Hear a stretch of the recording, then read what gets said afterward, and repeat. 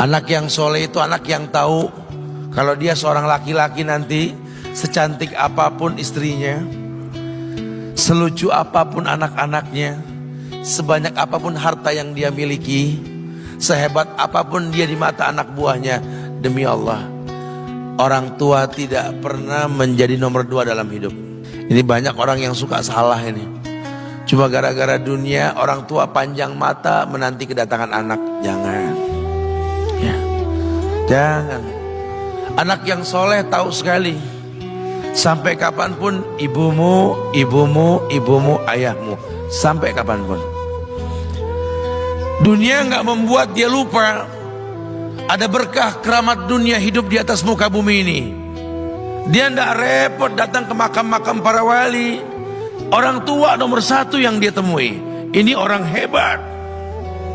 Ini banyak di antara kita makam-makam didatengin, di mana saja didatengin, ngalap berkah. Orang tua panjang mata, berlinang air mata menanti, mana anakku? Mana pohon yang pernah kutanam? Mana pohon yang pernah kurawat? Kudengar dia sudah mulai berbuah, ingin kurasakan buahnya. Berani mengeluarkan dana jutaan untuk hal-hal yang gak disyariatkan. Ini orang tua panjang mata. Rela gak rela, orang tua kita akan mendengar dan melihat. Ma, aku pengen nikah, aku pengen berkeluarga, Ma. Ya orang tua ya seneng lah.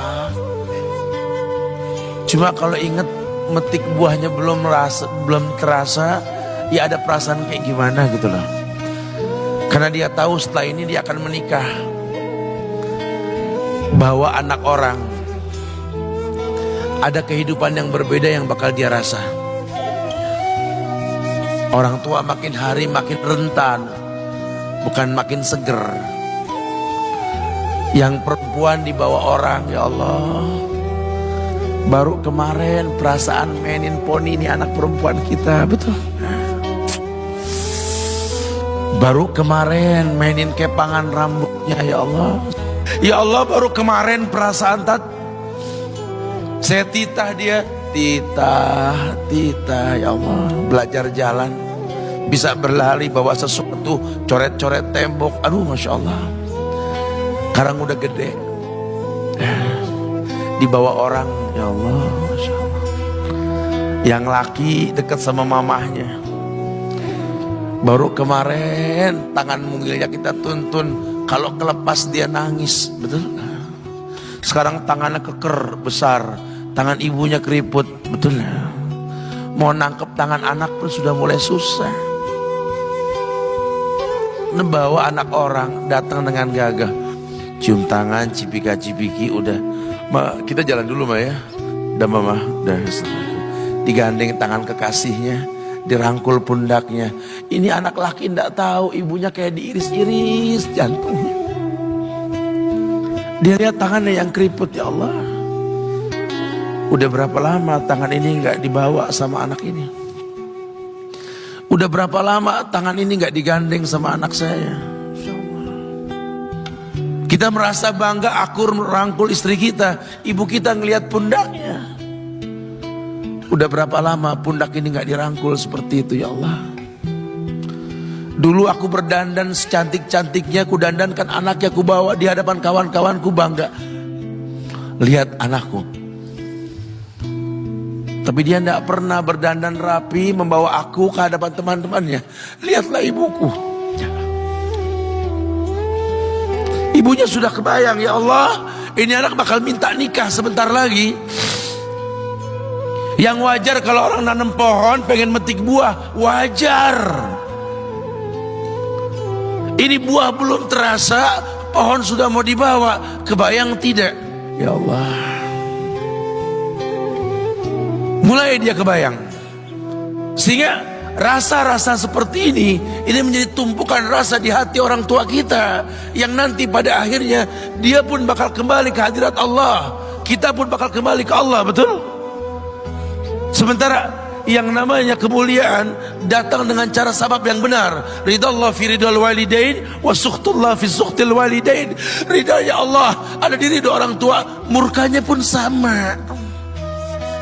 Karena semua ibadah yang dia lakukan berujung pada surga. Dan yang paling gampang ketika dia mau menaklukkan dunia, demi Allah, berkah orang tua dulu yang dia ambil.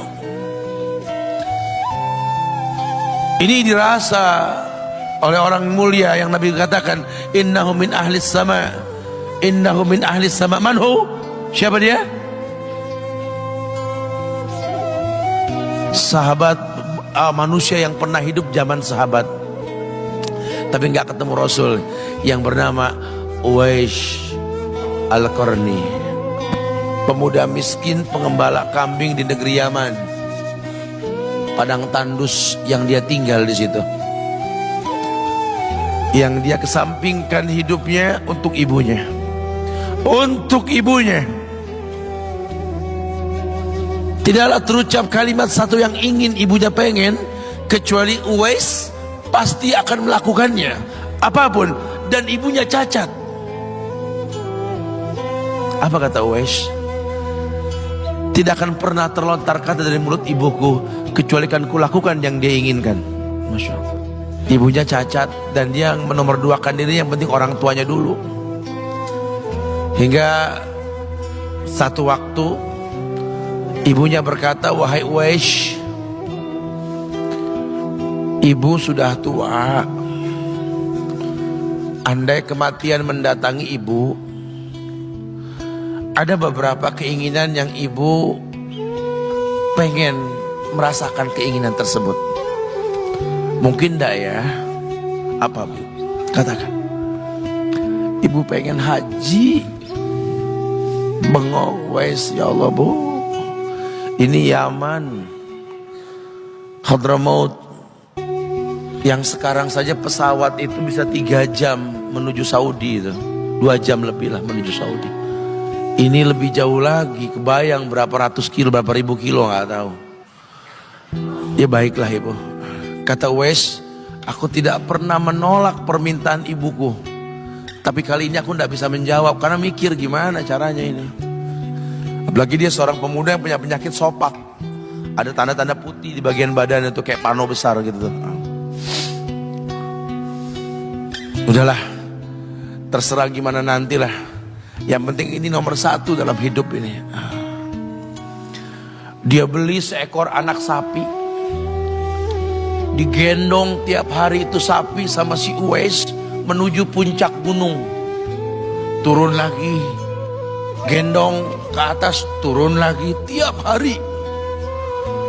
Sampai orang bilang, Uwais gila no. Orang sapi dipiara, dia digendong tiap hari naik gunung yang tinggi. Sampai nggak berasa, dikatakan 8 bulan dia lakukan itu. Sehingga terbentuklah fisiknya yang bagus karena olahraga tiap hari bawa itu sapi. Dan sapi itu makin berat, dalam hikayat dikatakan sampai di atas 100 kilo itu sapi. Kemudian dia tetap gendong ke atas dan dia yakin, bismillah saya yakin. Sampailah bulan haji, ibu naik ke pundakku, digendong ibunya dari negeri Yaman. Subhanallah, gak ada yang gak mungkin. Lihat,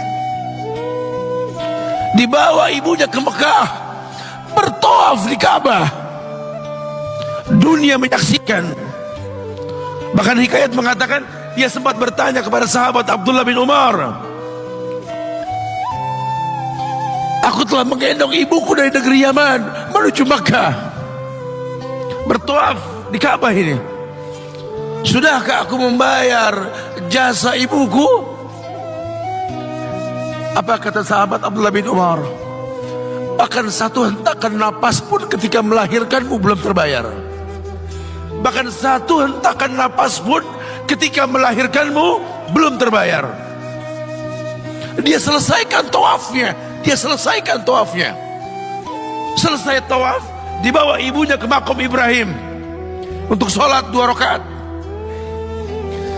Selesai sholat, dia angkat tangan, dia berdoa kepada Allah, ya Allah, ampunkanlah ibuku ya Allah. Ampunkan ibuku ya Allah. Masukkanlah dia ke sorgamu ya Allah. Masukkan dia ke sorgamu ya Allah. Ibunya berbisik, Uwais, sudahlah, mintalah pada Tuhanmu ampunan untuk dirimu dan sorga untukmu. Wallahi wahai ibu, Allah ampunkan kamu, Allah masukkan kamu ke sorga, cukup untukku. Ridhomu yang kubutuhkan wahai ibu. Lihat, manusia saleh, hasil doa Rabbi habli minas solihin. Lihat, makanya ketika Nabi mengatakan innahu min ahli sama, ini manusia penghuni langit. Umar, Ali, temui Uwais.